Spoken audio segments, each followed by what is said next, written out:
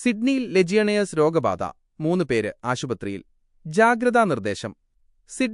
Sydney സിബിഡിയിലെ Clarence street പരിസരത്ത് സന്ദർശനം നടത്തിയവർക്ക് ലെജിയണേഴ്സ് രോഗബാധയ്ക്കെതിരെ ആരോഗ്യവകുപ്പിന്റെ ജാഗ്രതാ നിർദ്ദേശം. ഡിസംബർ 9-നും 18-നുമിടയിൽ ഈ പ്രദേശത്ത് സമയം ചെലവഴിച്ച 3 പേരെ രോഗബാധയെ തുടർന്ന് ആശുപത്രിയിൽ പ്രവേശിപ്പിച്ചു. പരസ്പരം ബന്ധമില്ലാത്ത 3 പേർക്കാണ് രോഗം സ്ഥിരീകരിച്ചത്. ഇതേ തുടർന്ന് south eastern Sydney local health district ജാഗ്രതാ നിർദ്ദേശം പുറപ്പെടുവിച്ചു. ലെജിയണേഴ്സ് രോഗലക്ഷണങ്ങൾ: പനി, വിറയൽ, ചുമ, ശ്വാസം മുട്ടൽ എന്നിവയാണ് പ്രധാന ലക്ഷണങ്ങൾ. രോഗബാധയേറ്റ് 10 ദിവസത്തിനുള്ളിൽ ലക്ഷണങ്ങൾ പ്രത്യക്ഷപ്പെടാം. ഇത് ഗുരുതരമായ ന്യൂമോണിയയിലേക്ക് നയിച്ചേക്കാം. ഇത് ഒരാളിൽ നിന്ന് മറ്റൊരാളിലേക്ക് നേരിട്ട് പകരില്ല. കെട്ടിടങ്ങളിലെ കൂളിംഗ് ടവറുകളിൽ നിന്നുള്ള മലിനജല കണികകൾ ശ്വസിക്കുന്നതിലൂടെയാണ് ബാക്ടീരിയ ശരീരത്തിലെത്തുന്നത്. രോഗത്തിന്റെ ഉറവിടം ഇതുവരെ സ്ഥിരീകരിച്ചിട്ടില്ല.